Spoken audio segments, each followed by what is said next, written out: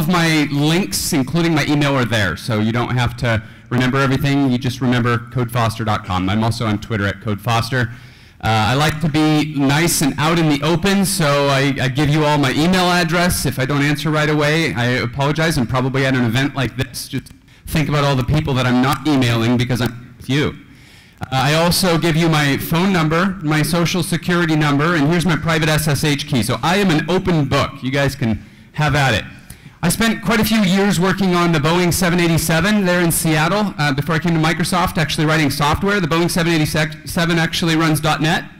No, that's not true. But I was working on the production line where we were working on the tasks that the mechanics and operators and assemblers and all of those guys would use to assemble the plane. And then they also sent me to Europe. I spent some time in Paris and Madrid to work on the Airbus. And for a little while, I was on both projects. That was interesting.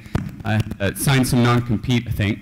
But then I got to work with Ball Aerospace in Boulder, Colorado on the Hubble Space Telescope and the James Webb Space Telescope. Those are both really exciting, but believe it or not, I actually really I consider it an upgrade now to work at Microsoft and be able to tell people about our various features and services and frameworks and platforms and tools.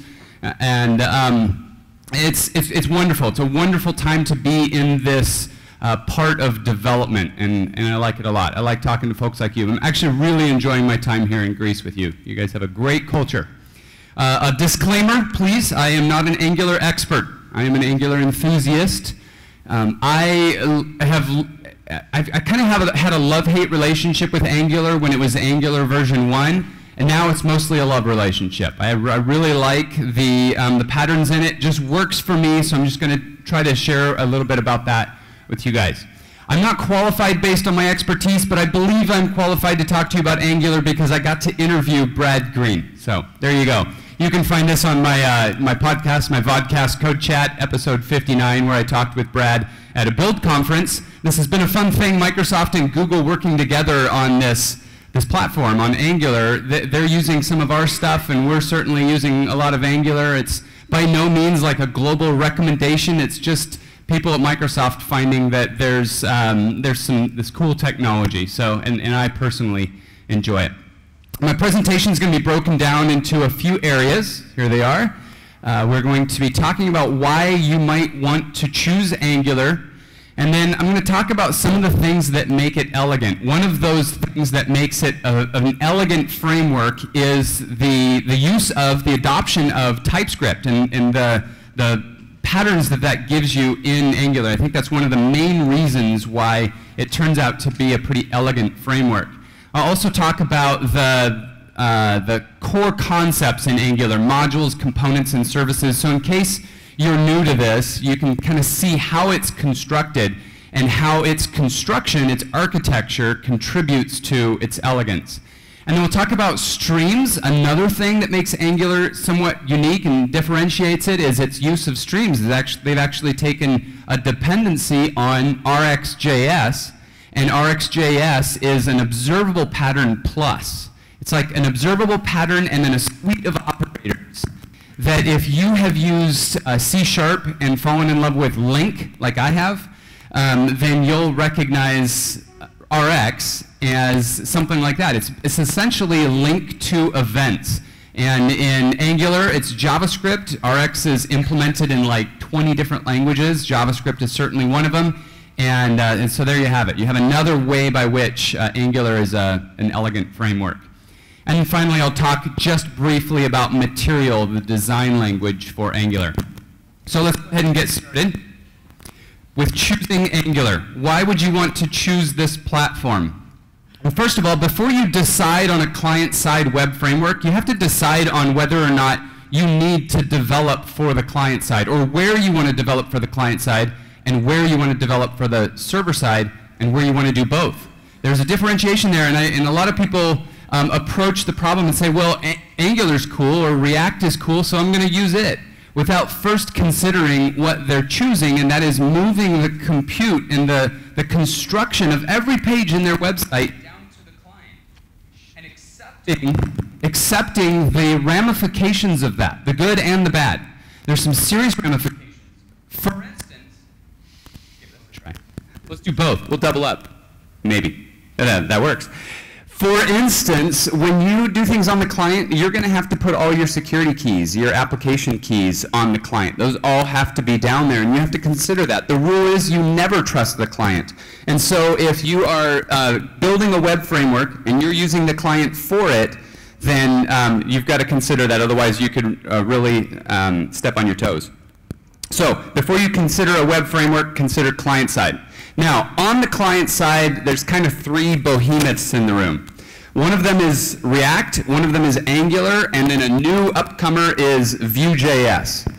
And you can get political about it, you can get religious about it, everybody gets personal about it, whatever works for you, whatever works for your company.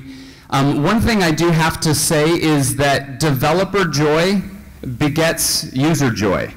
I put a lot of stock, a lot of value in a framework or any tool set or any language or anything, any developer tools that make the developers happy. Because when you pull a story off the backstack and you start to work on it, if you as a developer go, oh, that's going to be awesome, because the way we have that designed, it's going to be easy, and I can kind of do whatever the business wants me to do. If you have that kind of joy in the environment that you're in, then you're just going to rock it. You're going to make things that end up making your users happy because you're capable of doing that. So developer joy begets user joy. And so research the three of these. Do a hello world in all three of them. It'll take you 2 hours. Go through all three of them and then figure out which one makes you happy and which one works for the business and choose it. If you're like me, I like Angular. That's great.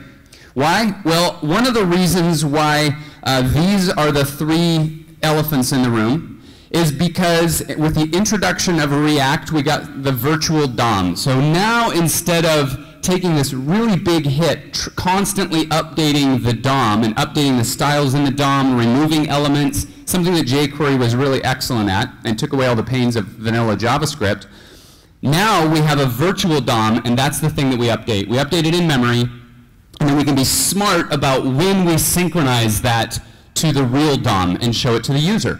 And there are gigantic performance gains in here. Frankly, I don't know why somebody with more degrees than Fahrenheit did not think of this sooner, because it's a brilliant idea, and it gave us, you know, like 60x performance or something. It's just dramatic. And all of the frameworks are now using this kind of model for updating the DOM. They're not taking these really expensive things like DOM updates. So you've got to have that. And it's there. Now, one of the problems with Angular is that when a lot of people think of it, they think of the older versions of Angular, which did not have this. And as of like Angular 2, it's in there. It needs to be in there for sure in any good modern framework. Also, a component architecture. This is another thing that the React framework brought in, was a whole different paradigm for the UI components and the direction of data flow. So one of the other speakers did a workshop on React and is talking about React today. And in React, you'll have to grok a new paradigm when you start writing React and see how your entire site, all of the UI of your site is made out of these components, these UI components, and all the data flows through them from top to bottom and never the other direction. So you don't end up with real spaghetti code with components trying to go up the tree and talk to each other and a lot of confusing logic. It's the ability to kind of keep it all straight, and that's really important. So when you are looking at these frameworks, I actually think it's really important for you as a developer team to do a lot of research on this. The chart that you're seeing right now comes from one of my favorite websites, sotagtrends.com. This scrapes the tags, the questions on Stack Overflow by their tags, and you can type in whatever tags you want, and it gives you these really nice comparative charts of them. And it's really interesting in the web framework. You guys know that web frameworks come out on a weekly basis. That's their cadence. And this is all of the old web frameworks. By old, I'm talking about Ember and Backbone. I'm talking about, who knew Batman.js was a thing? That's right, it was a thing. It's no longer a thing. I'm talking about Kendo and Spine, all of these things. You see their downward trajectory, and who stole their cheese? It was really the Reacts and the it was really the Angular right here. This is Angular JS, Angular version 1. And this started to get really, really popular. A lot of people writing it. Were they loving it? No. I mean, compared to some of the other frameworks, it wasn't bad by any means, but they weren't loving it, at least not compared to later ones. And then you start to see like the rise of React. The React is the blue line here, and that is absolutely phenomenal when you compare it to all these old frameworks. I mean, it's a completely new thing. And then this line right here, this is the new Angular. So you can see that we're still in a lot of contention here. There are two frameworks with really steep hockey sticks. And I didn't actually get Vue onto this one, sorry about that. But it's also got a decent hockey stick. Not as much adoption here, but it's got a pretty steep curve on it. Vue.js does, and some people absolutely love Vue.js. Okay, so Angular, recently they kind of settled on some terms because it was getting confusing. It was getting difficult to say Angular 1 and Angular 2+. And so they're calling Angular 1 AngularJS, and Angular 2+ is now called Angular. That way we can all be on the same page when we're talking about it, because the two are completely different animals. In the web world, for client-side frameworks, we have had a shift in paradigm. Does everybody remember when we started writing MVC? I remember thinking, why in the world are we doing this? This is ridiculous. It was so easy to just make a page and drop a control on it, and it did what I wanted to, and now I've got to kind of do it from scratch. It was hard. And then when I finally grokked it at the end of like a week of trying to come up to speed on the concept, I was like, oh, now I see why we do this, and I'm never going to write another form again. And likewise, we've got this other paradigm shift in the web world where we're using components now. And it's really beautiful. I actually really like thinking in terms of components here. Components is a relatively overloaded term, so I like to clarify exactly what I mean by components. But first let me show you, web forms was essentially, let's land on a page, so it's kind of HTML first, and then navigate from one page to another. Each of those pages able to have code behind it. We even called it code behind at Microsoft. Code behind that. But then MVC was a bit different. You landed on a controller. You actually landed on the function inside of a class, and then you navigated to other functions. So it was more code first, and the forms were really just generated by that code. But the components are a bit different. Now we have this logical entity called a component that contains the three pieces: the logic in the form of JavaScript, the structure in the form of HTML, and the style in the form of CSS. And this component fits in a UI architecture. It fits in a UI framework. And it might look like that, or it might look like that, or that, or that. You can logically arrange these components however they make sense in your app. But what we're really talking about here is visual components. So we're not talking about classes or other language structures. We're talking about pieces that appear in your app, visual components. And so this whole thing might be the app component. The thing that fits inside the browser, you might call that the app component. That's conventional. And then this thing over on the left, that might be the navigation component. Who knows what you want to call that? Maybe this is the header. Maybe we call this the body. And then inside our nav component, we might have a nav header and a nav body and a nav footer. Okay? These are the visual components that we're talking about. So my favorite things about Angular, one, this virtual DOM and component architecture, it's a must. The cohesive and relatively complete framework, it's very much feasible to spin up an Angular project and then have all the things that you'll need for your website. I mean, you're going to be bringing in dependencies, but you're not going to be bringing in as many dependencies as, say, a React project where there's a whole ecosystem. You might call that a good thing, or you might call that a bad thing. You might call it a strength, or you might call it a weakness. For me, I like having the cohesive and relatively complete framework. Material design is a really good and cohesive design language for Angular apps, so that's great. I like that it uses TypeScript and RxJS, and it has really good support and a really good community. There's a lot of energy behind it. So those are all great things. Now, I wanted to make an Angular app in front of you. I don't think I'm going to do that in the interest of time, but if you install the Angular CLI, which has evolved a lot and is really good right now, in my opinion, this is what it takes to create a new Angular app. You use ng, and you make a new app, and then you serve it, opening a browser, and there it is. You've got it. And now you want to make a component, so you generate a component, and there it is. And now you want to make a service, which we'll talk about in a second, and you generate a service, and there it is. And so it's very easy to use this CLI. It's even possible to customize the CLI for your business so that code's not only getting generated, it's getting generated in the format that you want. TypeScript is one of the big features of Angular. TypeScript is wonderful. All of my JavaScript now I write with TypeScript because it's not like CoffeeScript was, where it's like, well, should I jump into the CoffeeScript domain or over here into the JavaScript domain? When you're writing TypeScript, you're just kind of like writing JavaScript plus. If you ever wanted to go back to raw JavaScript, you've got it. Or if you ever want to kind of upgrade your JavaScript, you just rename the files to TypeScript. Your JavaScript files are TypeScript. Okay, they're all valid TypeScript. You just change the last name, and there you have it. Bob's your uncle. That's an American expression, by the way, I think. So TypeScript, it's very easy to get started with it because you rename the file, and then you might sprinkle in one single type, and you've now taken advantage of it. So it's not like it takes a lot to get into it, it's not like you have to like train all your developers on it. It's not like you have to convert your entire code base and take a weekend doing an upgrade. You just start to sprinkle things in one at a time. So it's kind of not a big deal. But, okay, it is actually kind of a big deal because it can facilitate huge code bases and completely add massive amounts of value to your development team. With TypeScript, you can add strong types. You probably know how that can facilitate large apps. With it, you can adopt new language features, so before they are accepted and included in JavaScript, you can use them early, so that's another advantage of TypeScript.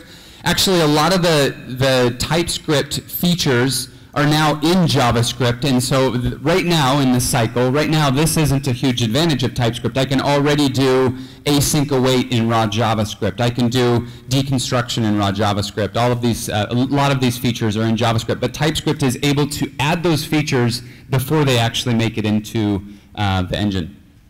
And then also, like I said, it facilitates a large code base.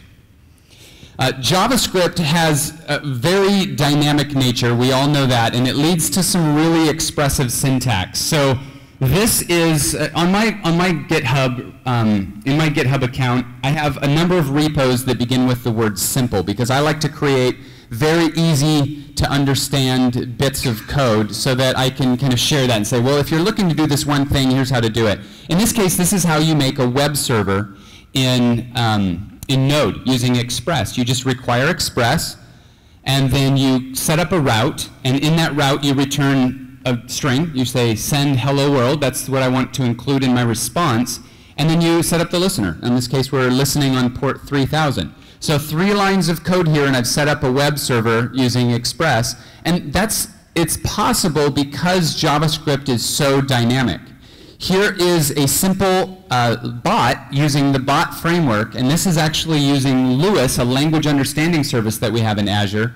And you can see that we're bringing in the bot framework. We're connecting to a Lewis endpoint, so I've built a model in Lewis that says here are the types of utterances that I need to be able to understand, the things that I expect my users to say to my bot, and Lewis will map those to figure out what it is that the user's trying to say or what he's trying to do. And then I simply trigger on the intent that Lewis returns to me, and then I send some text back to the user based on that intent. So you want to order a pizza? All right, here's what I need to ask you next if you're going to order a pizza. And you can see that this is all just 8 lines of code, again, due to the dynamic nature of JavaScript. It's great that way. TypeScript, however, keeps that dynamic JavaScript from biting you in the butt, because it certainly can. It certainly does. It happens all the time that JavaScript errors pop up. Nobody can see them. None of the developers see them. They make it all the way into production, and they bite you in the butt. I've heard countless stories of people that have upgraded all of their JavaScript files to TypeScript, and all of a sudden they fix 8 bugs because it just starts red squiggly underlining things for you. You go, oh, holy cow, I never noticed that that was going to be a problem, but you can see it now while you're writing the code, not just while you're running it. Here is a file that it's mostly JavaScript, but there's a bit of TypeScript in there. This is a fun one. This was using Azure's Cognitive Services. It's a software as a service product where you give it an image, and Cognitive Services is a whole suite of APIs, one of them being Vision.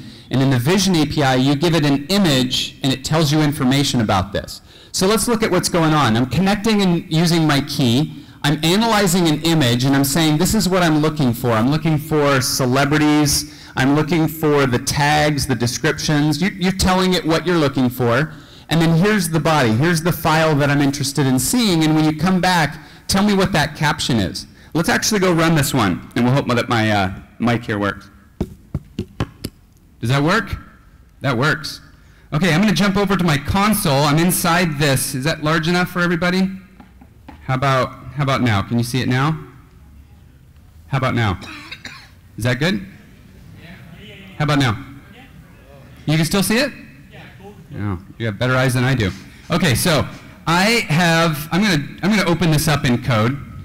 By the way, I have a simple function for resetting my console and showing my ASCII art. How cool is that?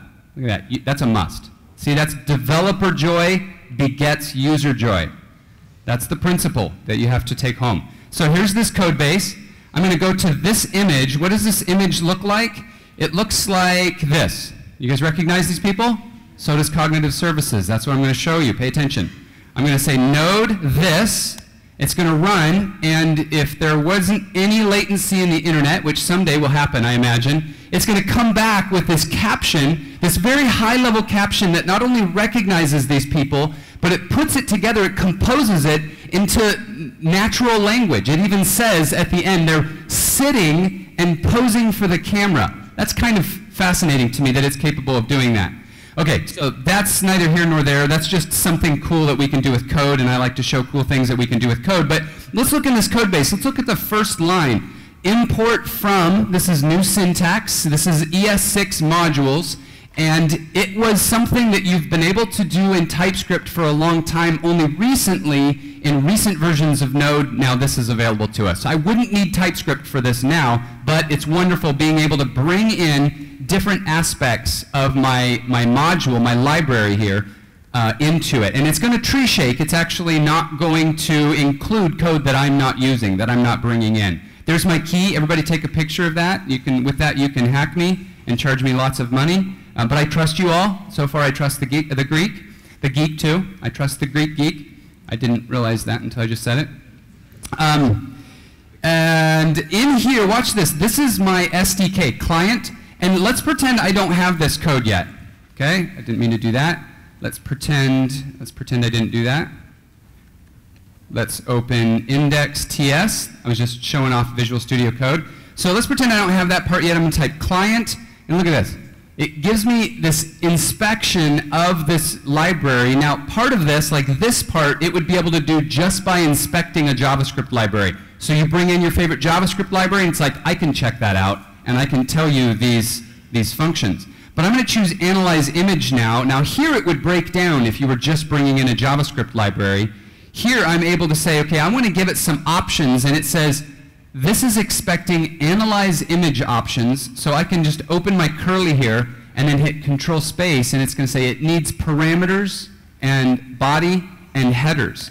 And if I choose parameters, then it's going to help me with what parameters is expecting. Details, language, and visual features. That type of thing you don't get with raw JavaScript. So all of this is available in Angular because Angular has this dependency on TypeScript. And I shouldn't call it a hard dependency because they do facilitate writing in raw JavaScript, but I've never heard of anybody doing that, and I wouldn't recommend it.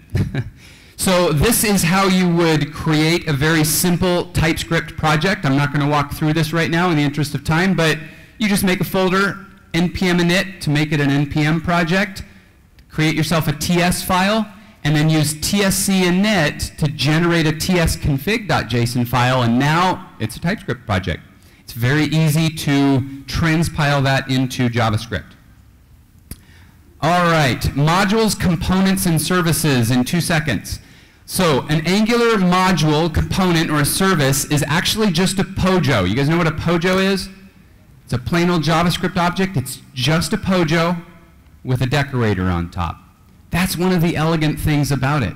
is that it's just a class. It's just an ES6 class, but you put this ES6 standard feature called a decorator on that class, and metadata about that class is generated, and Angular uses that to turn that into an Angular component. And that all happens at build time, so you don't worry about it when you're designing, when you're developing. You just worry about this class that you've created. Now these components, remember they look like this. They might look like this. Now modules are simply component containers. It's a way of saying I have a finance department and I have a marketing department, and those parts of the website don't need to talk to each other, so I'm going to group those into modules. All of your apps will start with an app module and you drop things in them. It's also a way of sharing features between components. If all of your components need a certain directive or a certain service, you can just configure that in the module and that gets passed down to all of them. Now, don't be confused, because Angular modules are not the same thing as ES6 modules or CommonJS modules or Node modules. They're not the same thing. It's its own entity, its own concept altogether. So services then, I told you that components are a UI thing. It's like going to show up on the screen. Services are just a bit of code that don't show up on the screen. You use them to serve your components, and you can serve an entire module or you can serve an individual component. And when you serve individual components or modules, that gets passed down to all the children. So if you have a service that you bring into your finance module, all the components in there get access to that service. And it makes it a really easy way to share state, share functionality, whatever. Services work really well. Highly recommended. Modules, like I said, are simply component containers. I got that out of order. Streams. Streams are another reason why Angular is a very elegant environment to work in. I want to show you really quick how, I'm going to jump you out to SO tag trends again. And I'm going to show you how RxJS and TypeScript have been influenced by Angular. Angular has a dependency on both of these. And in the interest of time, I just skipped that. Go to SO tag trends on your own and look up RxJS and TypeScript and Angular and see how they've influenced each other. It's pretty interesting. But I want to talk about streams a little bit, because this is really important. I think this is important not just in Angular, but streams is a really important concept that's really skyrocketing right now. People are starting to tune in and say things like, everything is a stream. And it's in really broad use now. Netflix has popularized it a lot. It was actually a technology that was born at Microsoft and has spread quite a bit. Like I said, Netflix is using it. Netflix loves reactive because they can use it on both the client side and the server side, even though they're using two different languages, and it's the same concept. So they can share a lot of their developer resources between the front end and the back end because the concepts are the same. So many concepts in computer science can be seen or designed as streams of things. It's really, really interesting when you break into it. What I'm showing you right now is an imperative process. So I want you to see this as time passing from left to right, as it does. We all know that time goes left to right, right? And as time passes, we as developers determine imperatively what is to happen. And we like this. We like the control. We like to be able to write code and say to our computer, do this, and then do this, and then do this. But I've grown less and less inspired by imperative programming, because I realized some time ago that you cannot experience your computer doing things that you didn't expect it to do if you're holding its hand the entire time. If you tell your computer to do 10 things, it will do those 10 things. There will be no surprises. There will be no delight. But if you use something that breaks out of the imperative paradigm, then you can see some amazing emergent behavior. And as an example, let's take, for example, machine learning and the recognition of handwriting. When we first had handwriting recognition, we had algorithms that when it was looking for a T symbol, was looking for a horizontal bar and a vertical bar that was roughly in the middle, a very imperative way of looking for the letter T, and a very brittle way of looking for the letter T.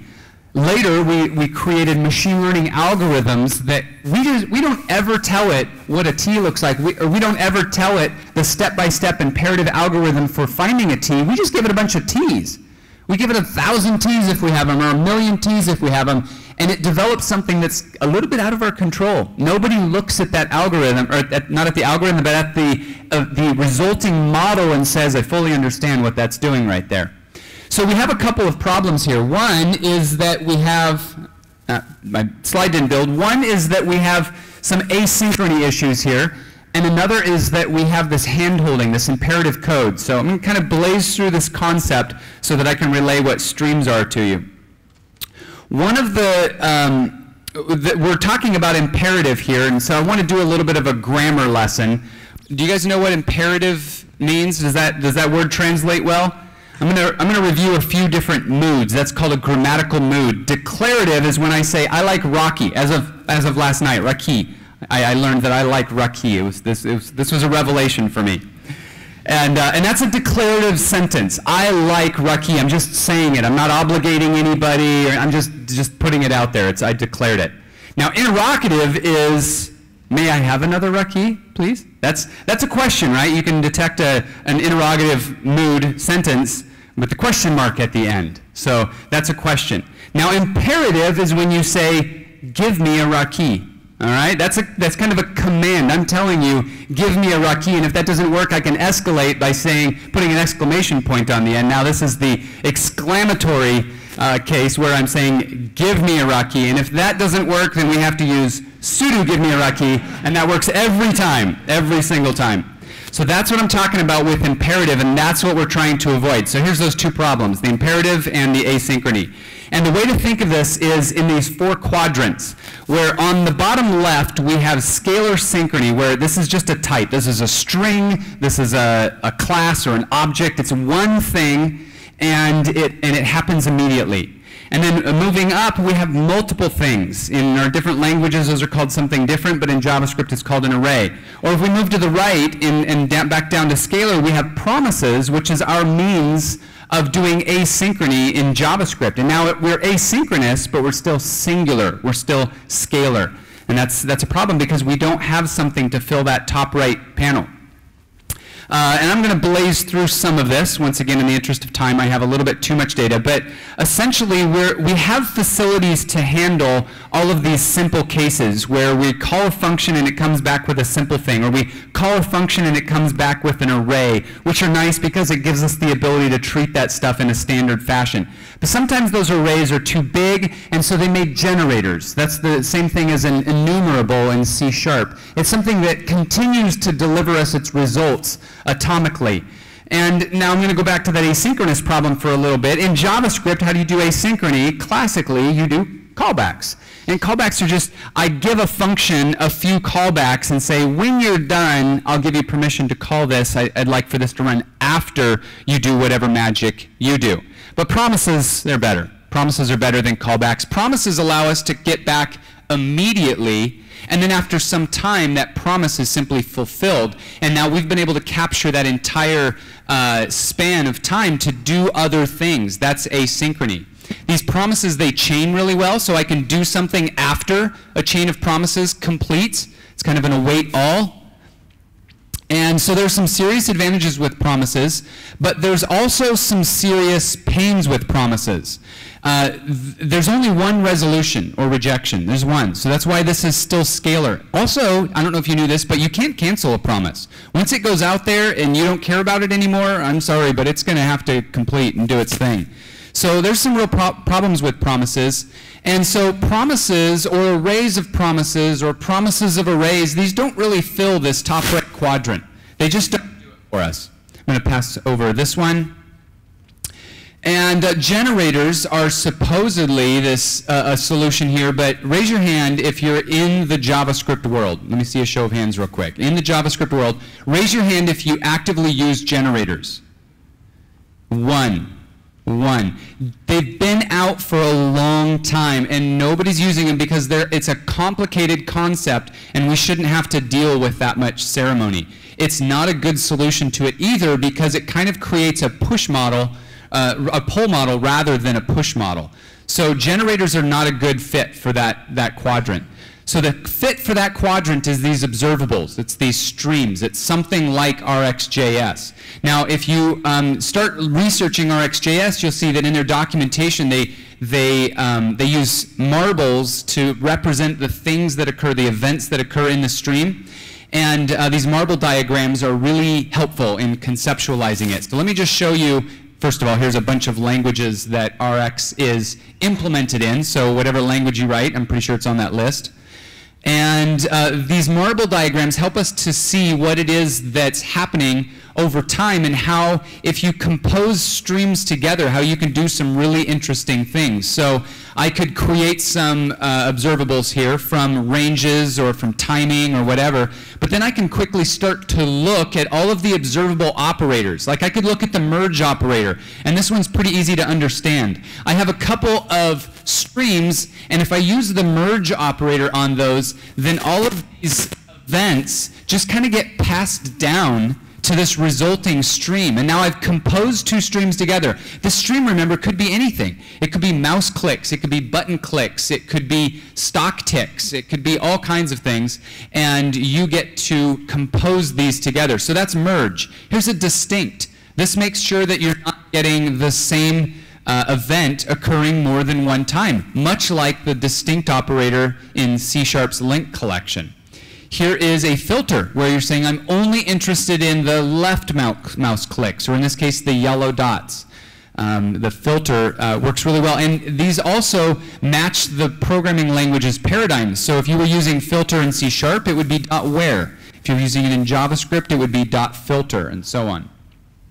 So these streams, there's a bunch more of them, but I'm going to go ahead and flip through those really quickly. They give you all kinds of power, the streams do, and it's all built right into Angular. So if I want to, for instance, show a list of items on the screen, I can actually pipe directly to that list from a web service call or a database lookup, and I can have these items that need to appear in my list asynchronously pulled into this list. So as soon as there's any kind of an update to the underlying data model, those are getting pulled right into the web page very dynamically, and doing that by directly binding to observables. In fact, in Angular, the HTML calls don't return a promise, they return an observable. And that gives you the ability to do really interesting things with your HTML, with your HTTP calls is what I meant, with your HTTP calls, such as retry logic built right in. And then there's material. I won't spend very much time on this, but material is excellent. You can go to the GitHub site at Material2 and get more information about material. And it's going to give you the ability to create UIs very quickly using a really good standard visual language with themes that can override it. So think Bootstrap for the platform, but a lot more versatility. Getting started with it, I just put a little guide up here, so if you download the slides, you can use this as a reference for pulling material into Angular. It's very easy, and then dropping a button on the screen is just a matter of putting a directive inside of the HTML element. So I'm going to go ahead and stop there. Do we have any time for questions? We have, sorry. It's working? Anyway, we have 2 minutes or so. 2 minutes. 2 minutes. Question? Stump the chump? Yes, sir. Έχουμε 5 λεπτά. Περίμενε μικρόφωνο. I'm sorry, is the material what? Έλα. Πιάσου. Look at that. I've never seen one of these boxes before. Speak into the box. So is the material the only front-end framework for Angular? Oh, no. Oh, no. You could use anything that you want.